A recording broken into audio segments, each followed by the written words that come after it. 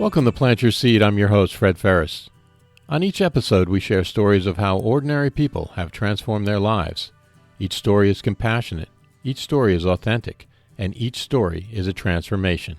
Here are the stories of the people who are changing our world by transitioning to a plant-based diet. Today on Plant Your Seed, joining us from Vancouver, Canada, we have Sandra Nomoto. Sandra, aka the Content Doctor, is a content writer and editor for cruelty-free businesses. She has also authored The Only Public Relations Guide You'll Ever Need, and her new book, Vegan Marketing Success Stories, is available now. Welcome, Sandra. Thanks so much, Fred. I'm really honored to be on your podcast. Thanks for being here on Plant Your Seed. Now, I mentioned your latest book, Vegan Marketing Success Stories, in the intro, and you were kind enough to send me an advance copy, which I read, and it is amazing. There are so many great tips and information in your book. What is it about your book that you feel people might need to know to help them become more successful in marketing their vegan businesses? Wow, that's a big question.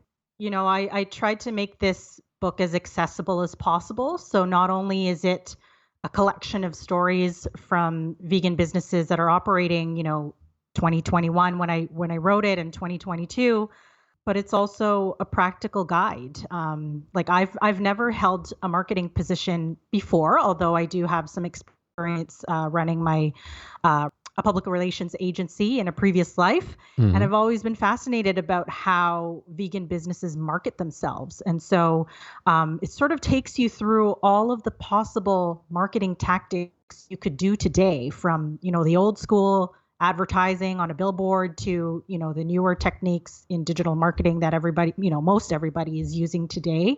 So my hope is that, whether you're a vegan founder or marketing for a vegan business, you'll pick this up. You'll get some inspiration from the businesses that are in the book and who've contributed their stories, and then pick up a few new things that you might not have known before that you can apply immediately in your business and hopefully contribute to your strategy. What was the most challenging part about writing your book?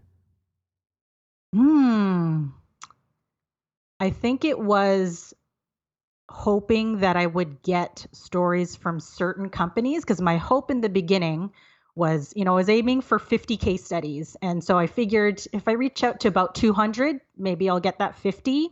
And I really wanted a range of, solopreneurs all the way up to your big corporations. But the big corporations, I just didn't get their stories, unfortunately, whether they were, they're too busy, they declined, or I just didn't hear back from them. So this book is, it sort of crafted itself, I should say, as the stories started coming in, I started writing the book because I just felt like I got those inspirational hits.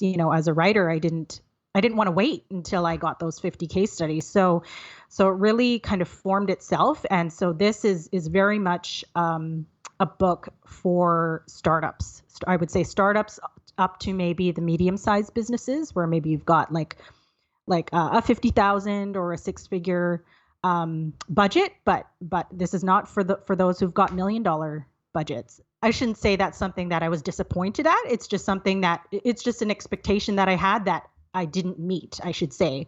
So the book kind of, it was a little bit, it turned out a little bit different than I was thinking it was when I started. But I wouldn't say that's anything negative. Now, what is one of your favorite stories from your book? Oh, wow. I wish I had prepared for that one. It's like picking your favorite child, right?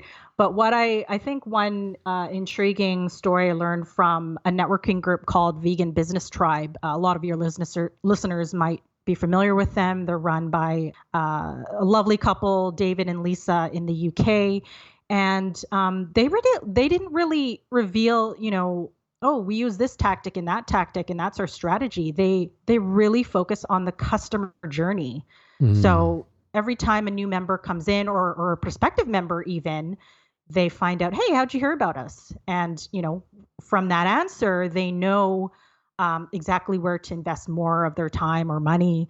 And and another thing David mentioned was that they make a point to have a one-on-one call with every new or potential member that comes in. So I joined their network for about 2 months just to check it out. And they did that one-on-one with me. And I thought that was so powerful. So it's, this is not the kind of networking group. Well, you're never going to meet the founder. In fact, you almost have to meet the founders in order to be welcomed into the community. And so I thought that was really interesting. Yeah, that sounds really interesting. It sounds like a great tactic. How can your book help people become better at marketing? Well, like I said, I say in the very beginning, this is not a book of magic spells. This is not going to give you any answers that are going to guarantee your sales are going to skyrocket. But as I said in the beginning, it gives you a good idea of all the possible tactics you can use offline and online as a vegan business, and the stories of 47 contributors plus a bunch of other examples that I threw in there because I found that there were some gaps that I wanted to fill in with real life examples. And so you're getting stories from about 80 companies that are operating today and seeing that, what's working for them. And so, yeah, my hope is that you'll pick this book up and be inspired and motivated by any one of these stories to implement that in your business yourself. You mentioned that there were examples. Can you give me an example? Well, I'll give you a great example of sort of a failure to success story. Most of the businesses, they wanted to highlight what they're great at, and that's great.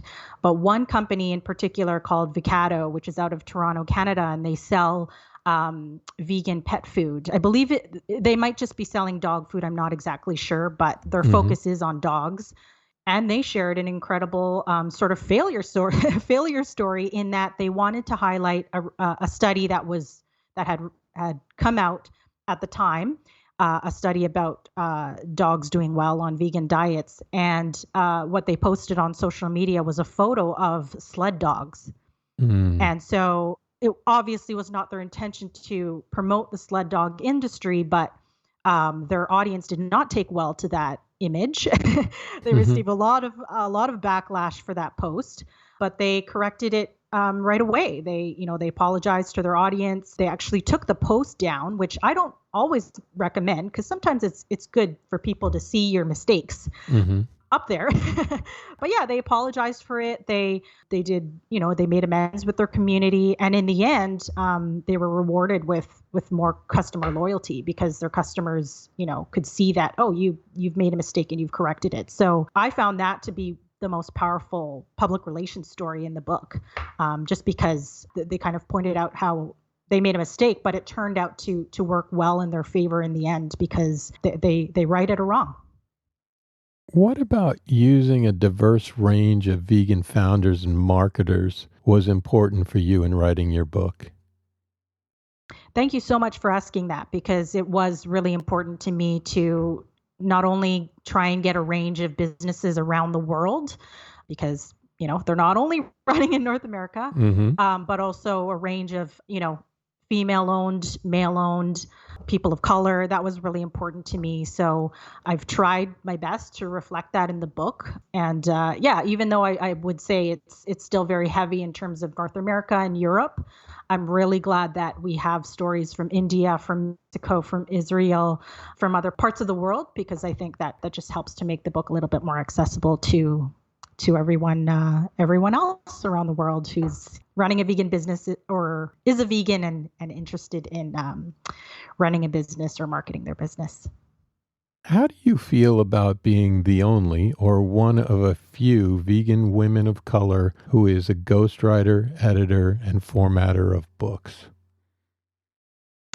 I'm glad you picked up on that. I told you I read your book. I wanted to make sure I threw in there because, when I started this business in 2020, I was not expecting to move into the book publishing industry. It really happened because of the pandemic and I had more time on my hands. And so I've always been fascinated about editing and thought, all right, now's the time to take some book editing courses and learn about this and how I can offer this. And as an extension, actually, it was my uncle who, while I was taking a book editing course, he he's always been a hobby genealogist. He's been studying his family's ancestry for many, many years. And he came to me and said, I've got 3 books ready to be published.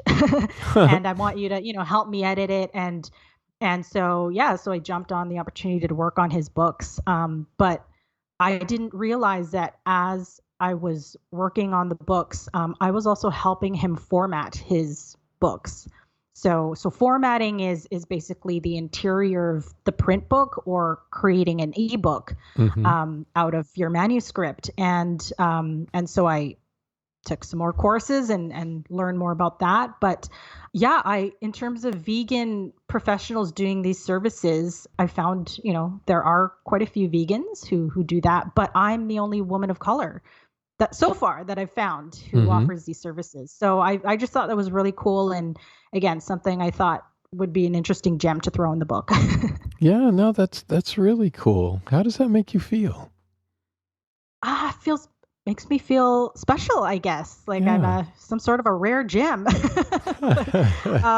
If there are vegan authors out there who want to work with me because I'm vegan, that's amazing. But if you want to look for a person of color because you want to work with somebody more diverse, that's a bonus. It's just icing on the cake for me. Now, I read that you've had some intuitive readings. What kind of readings were they, and how did the readings shape what you do today? Wow. So yeah, I try and do intuitive readings about 1 or 2 times a year. It's sort of a tradition that, when my birthday rolls around and then another 6 months after that, I'll go to an intuitive and see what I call them my spirit guides, but I feel like I'm really connected to my ancestors, and I just see what messages they have for me. And I guess when I first started my business, I found, my spirit guides were really like, yep, you're on the right path, keep going. But the one I had on my birthday last year in 2021 surprised me. And she said, they're saying you're going to work on a book and you're going to work on it, on your off time when you're not working with clients. And I went, what? Like I just did not have an idea for a book at all. And I had another reading with the same person because I was curious, like, what is this book supposed to be about? And, and the person said, you're going to teach people how to do what you do. And at the time I was thinking more about writing, and because I write for clients, and I thought, there's just no way I can teach people how to write. It's just, I can't even fathom that right now. But I thought about my previous career as in public relations and running my agency, and just the fact that I'm very interested in marketing as it relates to vegan businesses. And so that's when the idea for the book popped up. I saw that nobody had released a book about this subject, so that was the sign for me. I was like, I guess I got to do this.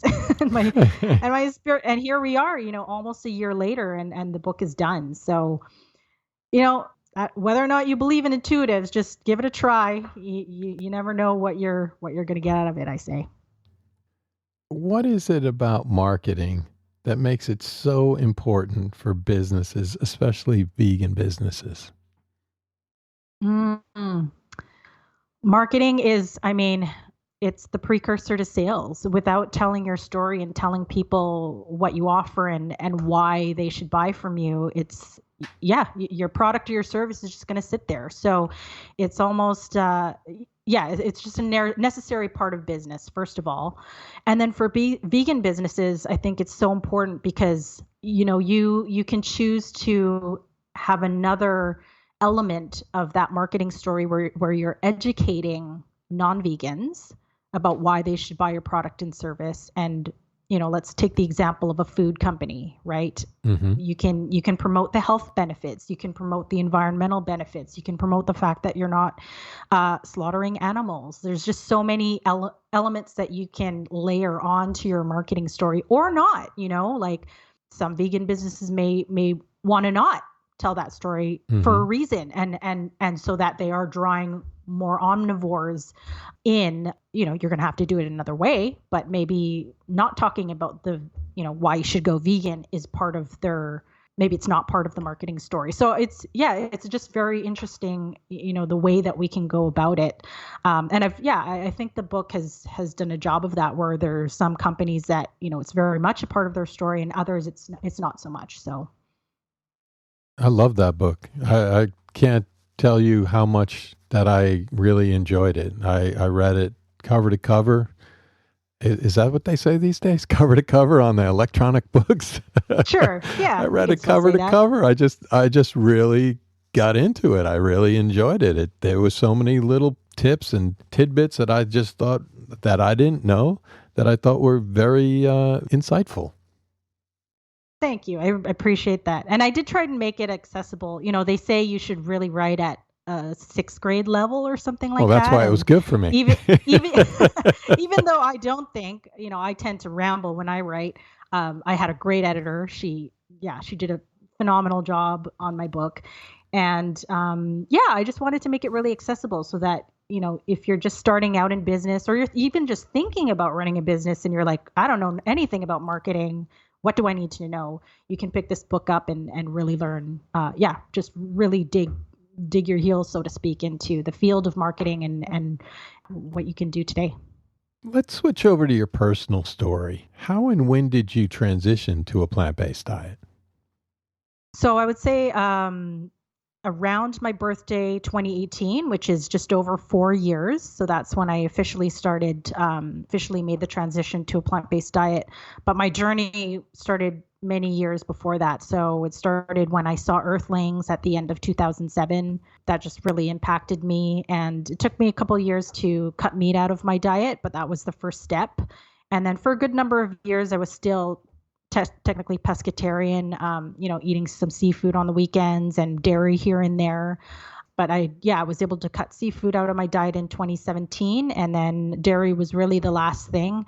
And I cut that out for health reasons, actually, because over the years I had some undiagnosed digestive issues, which in 2018 I really needed to deal with. And so my naturopath recommended that I take a food sensitivity test, and I found out I was sensitive to dairy. So after I did the 4-month cleanse of all these sensitivities, I found I cut dairy for 4 months. I guess I can do it forever. And now I've reached the point where I can say I'm on a fully plant-based diet. And then from there, of course, reducing my purchases of animal, products and clothing and other items. So that was the journey.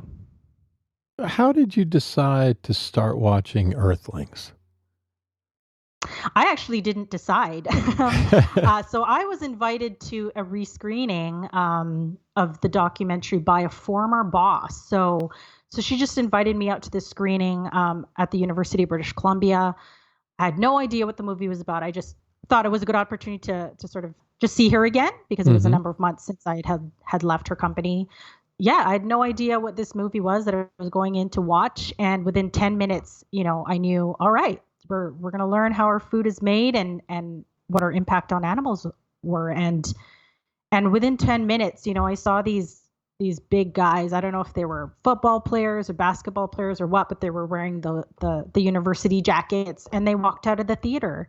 And I thought to myself, if they can't even sit through this movie, I'm gonna sit through this movie and learn what this movie has to show me. And not only was I proud of myself for doing that, but there was a Q&A at the end of the movie, and there was a woman from the Vancouver Humane Society, and somebody had asked her, what is one thing we can do to help these animals? And she said, cut meat out of your diet. So I should thank her. I don't even know her name, but she was really what impacted me, because I'm the kind of person that if I can make a difference, a positive difference, I'm going to do it. And so, of course, it took a number of years, but if it wasn't for that question and that answer in the screening, I don't think I'd be talking to you today, possibly. You mentioned that you didn't get rid of dairy until 2018. What was it about dairy? Was it the fact that you didn't know how the dairy industry is, or was it something like you didn't understand, so therefore you were just eating whatever it was that you were eating as far as dairy? Yeah, good question. When I started the journey, I always told myself becoming vegan is the ultimate goal. I just didn't set a date for myself, and I chose to sort of do the elimination method. I'm going to call Mm-hmm. it the elimination method, whereby whatever's easiest that I can cut out, that's what I'm going to work on first. And so I guess for me, my favorite foods, are pizza and ice cream. So Mm-hmm. it's not that there weren't alternatives. I would say whatever was available at the time probably wasn't great. In terms of taste, I preferred the animal, but Mm-hmm. I would say a number of things also influenced, my education of what happens in the dairy industry. So as I was going on this multi-year journey, I did watch the documentaries. I did pick up more books. There's a local baker and influencer. Her name is Erin Ireland, and she started out baking her goods, the regular way. And then when she converted to vegan, her baked goods followed. Mm-hmm. So she was able to create recipes that veganized her baked goods. And so I saw her becoming vegan before I did. And yeah, and she's so great at posting just information for people on why they should eat plant-based. And she's done a number of done a lot of content around the dairy industry as well. And so just having that in the back of my mind as well, I would say really helped me, of course, in addition to my health issues, finally make the switch. Now, you mentioned your food sensitivity. Were there any other changes that you noticed physically or mentally? I would say not so much when after doing the cleanse. The biggest physical change I noticed was after I cut meat from my diet. Like I immediately lost 10 pounds, and I've, of course, since gained all that back. But that was the biggest change. I did notice because I run for exercise. So my recovery time, I think, is much better Mm-hmm. over the years, just not having animal products in my diet. I don't feel as tired when I go for runs. And then in terms of mental effects, I don't think they've been as obvious, but certainly mental health is very important to me. I meditate twice a day. And yeah, and I do hear the stories of people who, once they cut animal products out of their diet, they notice they feel better mentally, emotionally. For me, I would say I didn't see an obvious switch that way, but I would say that it's probably helped. Yeah, because when you don't have the pain consciousness of the animals in your body, that's probably, yeah, all the more better for you. Now, did you struggle with anything when you first became plant-based? Like, did you kind of go back for the pizza and ice cream, or did you just make that cut and you were good to go because of the food sensitivity?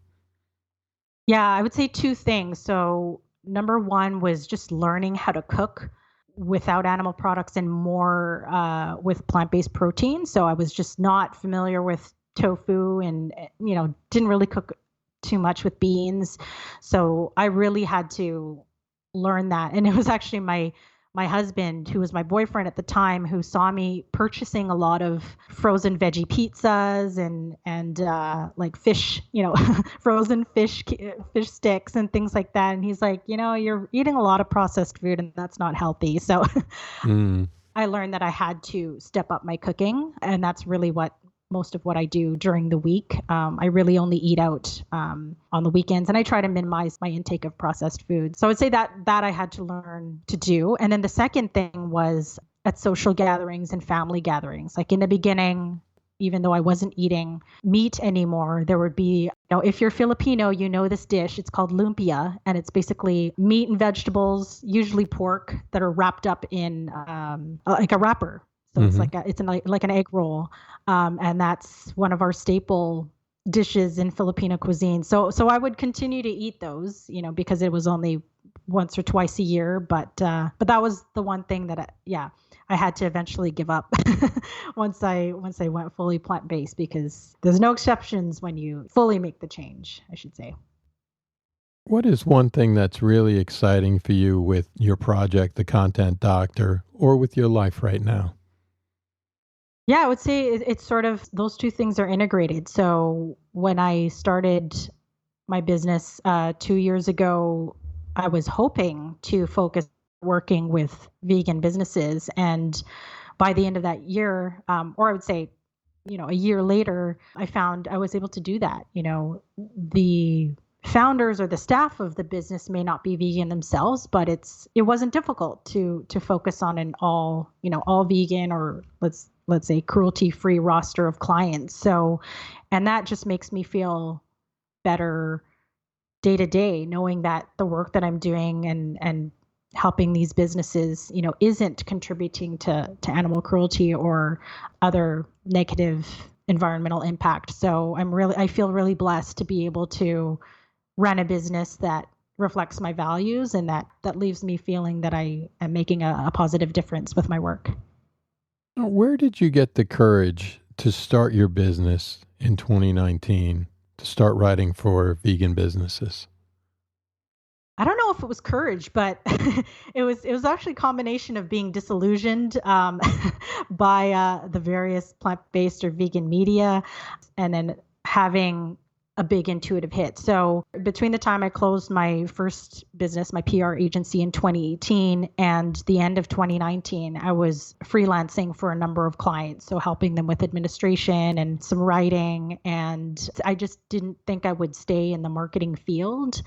And at the end of 2019, I sort of got this I started researching a lot of the plant-based and vegan media outlets that I was reading quite regularly, and thought, hey, what if I start writing for these outlets? And I found that not all of them pay. And at best, even the ones, if I wrote for the ones that do pay, I would not be able to make a full-time income. I mean, unless you're a full-time staff writer, at best, I would maybe make a part-time income. So I was sort of discouraged at that. And then I sat down to meditate in December of 2019. And then I just got this big intuitive hit. And when I get these hits, I don't ignore them, because they end up pretty much setting the trajectory for my future. So basically, I just got this sign that, you're going to be writing for the rest of your life, whether it's personally on your own blog and your own social media, or professionally. And you're vegan now. So now you can combine that skill and help the vegan industry. That was the hit that I got. And so right at the start of 2020, I threw up a services page on my personal website and just started telling everybody I knew. And, I'm fortunate to have a network of people that, whether they're clients or colleagues from my previous business, that I reached out to, and I just said, hey, I'm starting this new thing. The focus is on cruelty-free businesses. Who do you know needs a content writer or editor? And that's how it started. And I feel very blessed too that it's worked and it's still running today. What is it about content creating and marketing that makes you so passionate? Well, writing has just been a skill that I've had for as long as I can remember. So my mother taught my siblings and I how to read at a very young age. So before we were even in kindergarten, we were already reading books. And although they didn't take it so far as integrating that skill into their careers, I did. So I took AP English in high school. I got a degree in English literature. I used to write a lot of poetry and got some of those poems published in journals. It's just something that has always stuck with me. And of course, public relations is all about writing and communicating. So yeah, and I've always been fascinated just about how companies either tell their stories or they persuade their audiences to purchase what they have. And so I still watch, cable TV news. I'm not one of these people that get my news from Twitter. And you'll see that, when you watch regular TV, you'll see who's still putting out ads on TV. And I'm always thinking about who are they speaking to, and what generation are they speaking to, and how persuasive was this ad? So just marketing is always something I'm curious about anyway. And so I think it's a good fit in terms of my business, where I get to write for clients, but I'm sort of at an arm's length from advertising and that sort of thing. What is one habit, hack, or tip or another way that helps you stay on track with your plant-based diet? I would say I follow a lot of influencers, and yeah, just in the last year, I would say I'm following probably 1,000 more vegans than I was before. And just, yeah, just knowing that I'm part of this community and seeing how some people use their platforms to spread the vegan message. So one of my favorite accounts is John Lewis's Badass Vegan. Mm-hmm. And I just think he's hilarious, just how he posts some personal content, but then every now and then he'll throw up a really funny video of like the strange food combinations that people come up with and how gross they can be, and he'll say why why would you want to eat this, and it just makes me laugh. And I think that type of content, because there's the other type of content where we're seeing not so great things happen to animals, which I also think has a place and is important. But yeah, I try and follow a lot of happy vegans, and it just makes me feel nice to be in the community with these folks. What cookbook, book, or documentary have you gifted or recommended most to someone transitioning to a plant-based diet? That's a good one. I don't think there's any one that I've recommended. I usually, when it comes to speaking with non-vegans, I usually listen to them and see kind of what angle are they coming at it with, what are they most concerned about? And I'll probably tailor the book recommendation to that. Although I would say, before we started recording, we were talking about how I was co-host of a vegan networking group. It's open to all Canadians. And whether it's a new member that we bring in or a guest that we bring in, we always ask them, what are your book, podcast, or app recommendations? And more often than not, people will recommend Dr. Michael Greger's How Not to Die. And I only read that very recently. And I would say, yeah, it's such a powerful book just for anybody who's concerned about health. So I would say that's the one that I hear is recommended most often. Finally, can you give me one word to describe how you felt before you became vegan, and one word to describe how you feel now that you are vegan? Before I was vegan, I would say, I know this is not one word, but in progress. You're a writer. Come on. And I said I ramble. So there you go. In progress. And then now my word would be aligned. Nice. Now, aligned, when you think of aligned, do you think of aligned with all your values and what's happening in the world? Exactly. Yeah, you nailed it. Because I know that I've always had values of, positive social and environmental impact. That's been with me ever since I was a child. But I didn't know that veganism is one way that you can amplify your own personal impact, but have it be in such a way that there are just so many other positive impacts that you have just by, the meals and the clothing that you choose. And so, yeah, as I said, being vegan now, I feel like I'm more aligned in terms of my values than I ever was. Such a pleasure speaking with you. Thank you so much for taking the time. What is the best way for people to follow you and support you and buy your book, Vegan Marketing Success Stories? Thank you so much, Fred. It's been a real pleasure. You can follow me everywhere with my name, Sandra Nomoto. And the information on my book is on my website as well, sandranomoto.com. And first place you'll be able to get it is lulu.com, September 1st for the ebook, November 1st for the print book, and then the audiobook will be available after November 1st on Audible. Thanks again, Sandra, for being on Plant Your Seed. You're so welcome, Fred. Hope you are inspired by this story, and remember, it's never too late to plant your seed. Links to everything we talked about on the podcast can be found on Instagram at plant.yourseed in the show notes tab in the bio. If you enjoyed the show, remember to leave us a review, and until next time, thank you for listening.